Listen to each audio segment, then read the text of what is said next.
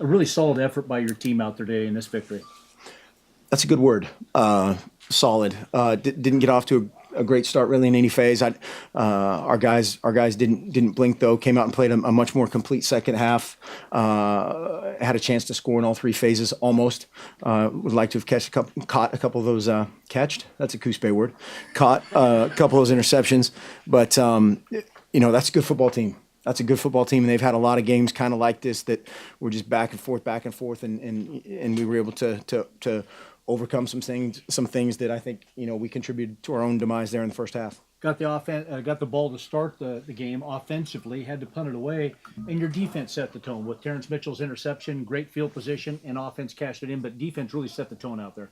Huge series of events there, and then kind of the complementary nature of it later with the kickoff return was big, and then we stopped them on defense again and kind of made it comfortable. But I thought in the second quarter we had a ton of chances to end the game, not end the game, but make it a little bit different. But happy we battled. You talked about the first half and the offense. Just it was kind of hit and miss at times and that type of deal. And knew coming in that Utah was a blitzing type of team that creates a lot of sacks, a lot of problems. Was there a little bit of a struggle adjusting to that at first, or just for the fact that it's tough to prepare for it? Well, must have been, and we've got to coach them better because we again had a bunch of things that we thought were pretty dialed up, and we've got to coach that better. And that starts with me of again, we're sitting here complaining about a 44-14 game, then our a lot of our scout guys were in there and got some really valuable time, and that's kind of where we are. But not happy with, it's very similar to last week. We were just talking about that with the guys. We've got a lot of stuff that we can get better at, but a lot more fun to tweak and talk about improvement when you're winning. Yeah, and when things go like that, I thought you mentioned it earlier. Team really resilient, made plays when they needed to, and those answers that you talked about. Utah closed to 10-7 and then 17-14, but the pass to Addison in the first half, huge play, and then the kickoff return. Yep, exactly, and that was a huge answer. We were set up okay from a time standpoint, and probably could have got another drive going there. We got a 3 and out there really late in the first half, but a huge play. That was a great play by Marcus, a reaction to one of those zone blitzes that you're talking about.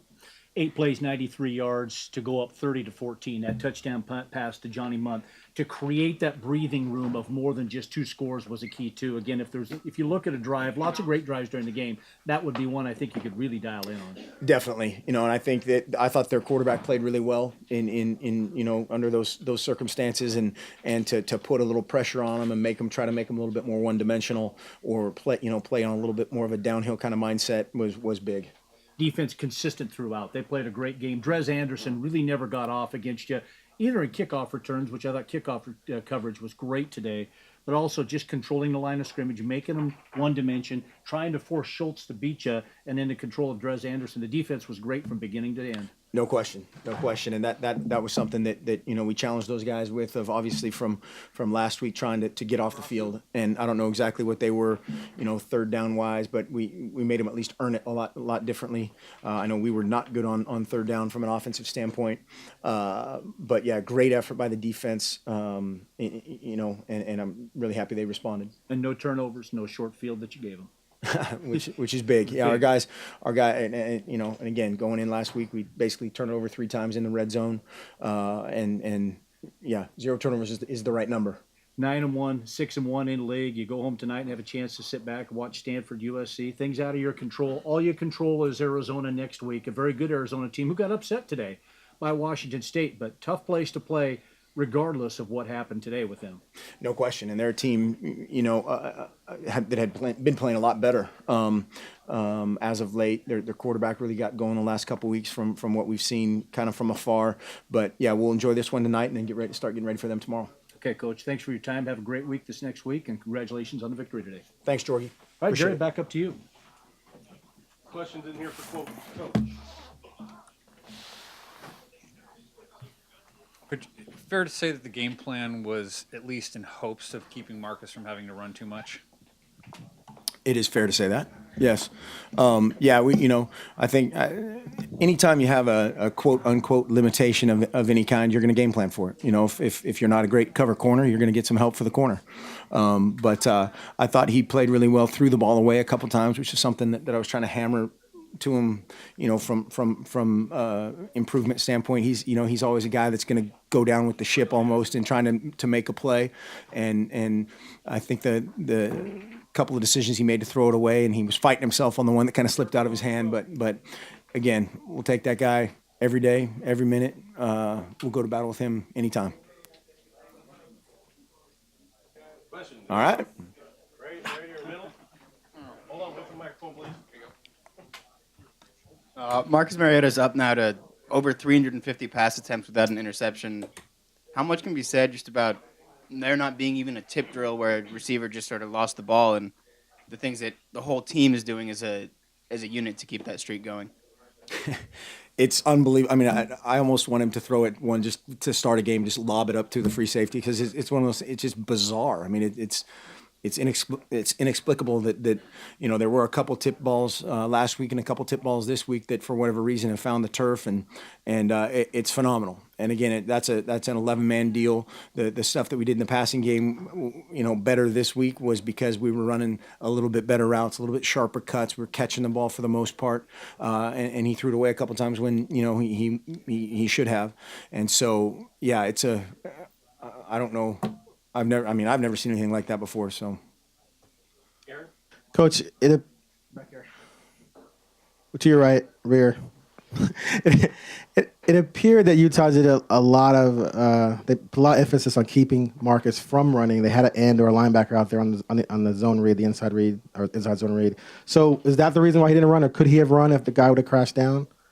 Well, he ran a couple times. That was, I think, part of their plan, and then part of our plan maybe just button heads of how that played out. They're in general, they're a team that does that. They kind of sit the end is kind of a technique that people talk about, that they try to keep it. The strength of their defense is obviously their interior, and then number one, how big is that dude, by the way? But they're very talented up front and did a great job with their plan. But if there's an obvious hole there, he is well enough to take off and run. Correct? Am I under oath or what? I don't understand that. I mean, everyone keeps talking about it all week. It's driving me nuts. Can the man run if he has to? Next question. Yes. Okay, thank you. Right behind you, Kevin.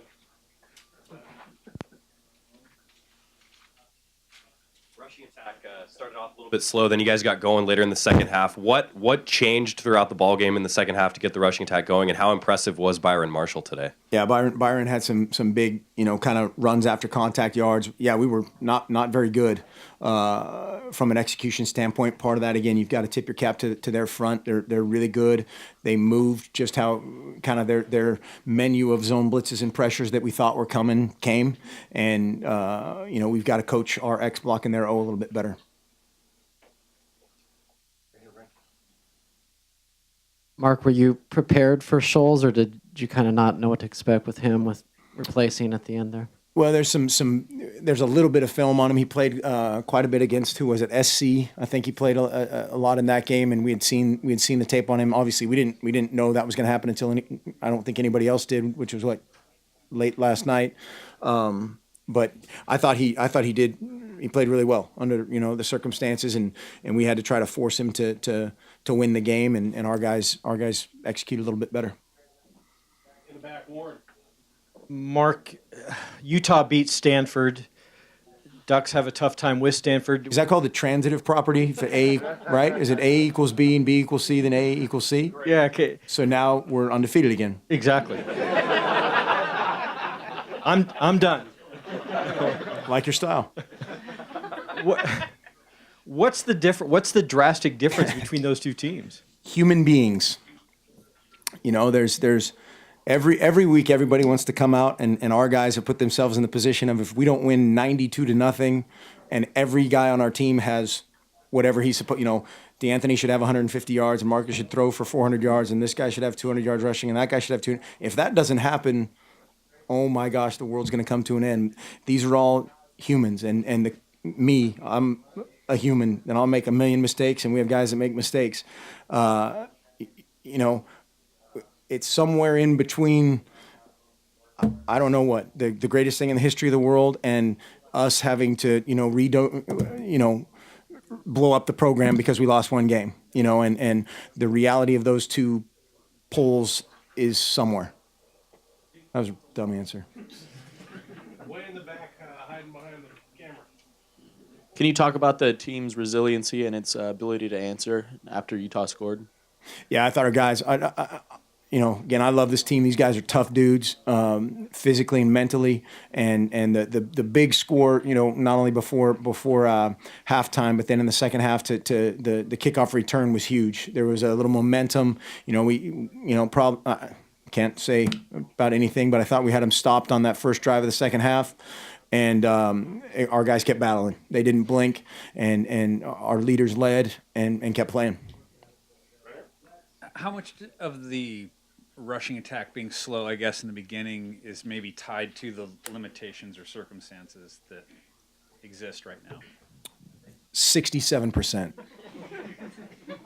I don't know. I mean, it's you know, part of that is a game plan deal. Part of that is Utah. Utah's a good football team. Those guys have played a lot of people tough, and for whatever reason, the you know the record isn't where, you know, I'm sure they want it, or what you would anticipate from a team with that much resolve and that much talent.